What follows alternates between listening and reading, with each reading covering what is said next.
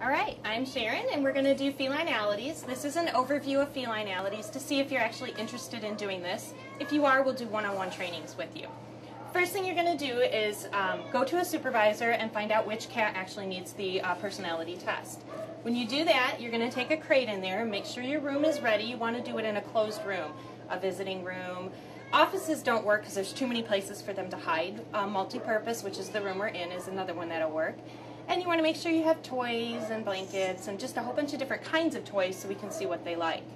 Then you're going to put the cat in the crate very gently. I can show you when we pack up the cat how you do that. And then you're going to go into the room, close the door. The first thing you're going to do is in the cage. It's a greeting approach on the cage. So you're going to approach the cage and you're going to speak softly to the cat. You're going to normal tone of voice, and once in front of the cage you're going to observe the cat's response to you. Does it come forward to you? Is it ears back or ears forward? And on here it's going to ask you the question. You're going to put a check mark in the box of what it did. And you can do more than one answer. It doesn't have to be just one. Then you go into a room, and this is called Introduction to a Different Room, Novel Room.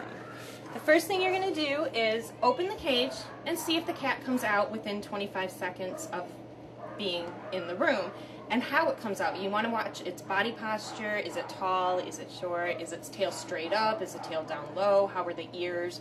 You're going to watch all that, and you're going to check the appropriate boxes. You're also going to want to see if it investigates the room or if it just stays in the cage, or if it goes in a hiding spot. And this is Abigail, our baby.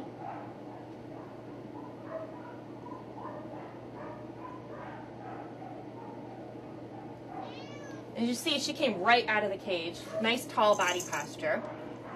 She's investigating the room while standing tall. She's not slinking through. Abigail. Then you're going to do a call and approach. So you're going to, Abigail, Abigail. See if she comes to me when I call her. Does she make eye contact with me? Does she even look at me? Abigail, Abigail. Now she came right up to me and she's bumping on me. Then you're going to do an open hand. Is she going to come to my hand? Does she want attention? Again, a bigger room, it gives them more room to run around. So smaller rooms are better, but this room does work really well. So you hold out an open hand and see if she comes, approaches you. Does she nuzzle your hand? Does she sniff it? Does she headbutt it? Does she do anything? Does she ignore you completely, run away? And you check again the appropriate boxes. Abigail. Then you're going to want to do a stroking test, which is basically just keep petting the cat. Does it come back to you? Does it, let me go get her so I can do this. I'm going to stroke her a few times. Does she come back for more? Does she like it? Does she run away? She shook me off, which for a dog, that's different. Then you're going to see about different toys. Does she want to play? With the charmer, you want to take it and make it look kind of like a dying animal, because cats will go for that. So you don't want to go too crazy with it. You don't want to go too slow either. You just want to make it look like it's struggling. And usually cats will come to that if they're interested in the toy. Abigail, look in. And we also have a little charmer that we can try with her. I have a little rope that we can try with her. A pillow, a mouse, a ball. Like I said, you want to have lots and lots of toys here. And then you want to check which one do they like best, so that we know when we send them in a home, we can have a note of it. They like the ball with the bell in it best, or they like the charmer the best. The next one is a hug. You're going to want to see, will the cat let you hug it close to it? Does it fight? What does it do?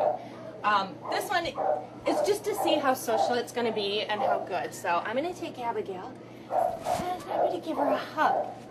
Now you see she's fighting against me a little bit. So she doesn't really like it. So we're going to, again, check the appropriate boxes. The next one is sensitivity. And this one actually looks bad, but it's really not. You're going to want to see how the cat is going to react to basically children and see how it's going to do. What you have to do is take it by its tail and gently lift its back feet off the ground. It just takes a minute or a second or so, and see how she reacts. Does she fight me? She's not struggling at all. She didn't really react at all, which is a really good thing. Some cats will turn on you, hiss, growl, and try and bite you. Some cats will just lay down and roll over. Some cats will purr, and these are all really good responses that you want to have. Then what you do is you take it to the supervisor after you've got the whole sheet filled out, and you make sure that they add it up. There are a couple of questions on this page that the supervisor itself has to answer because you don't know in their first 3 days here how their body posture was, how the condition of the cage was, how they ate, how social they are. So that the supervisor adds on. Then they add all the overall scores, and you take the points, and you find out which personality the cat has. You would then fill out the card and hang it in the room or on their cage, whichever it is. So now, when you're actually putting a cat back into a carrier, the easiest way to do it, and the less stressful way to do it, is to have the cage like this, and to put them in rear end first. Shut the door.